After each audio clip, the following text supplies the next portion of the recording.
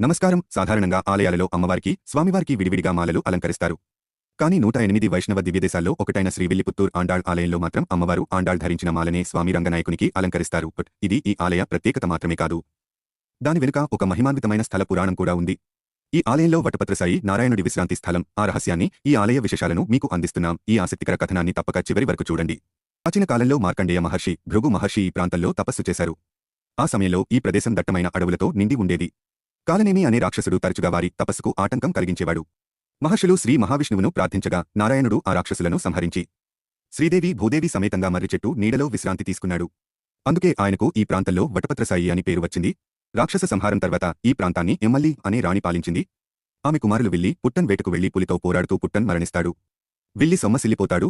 అప్పుడు నారాయణుడు స్వప్నంలో వారికి కనిపించి ఈ ప్రాంతాన్ని అందమైన పట్టణంగా మార్చి తనకు ఆలయం నిర్మించాలని ఆజ్ఞ ఇచ్చాడు. మర్రి చెట్టు కింద ఉన్న తన విగ్రహాన్ని ప్రతిష్ఠించాడు.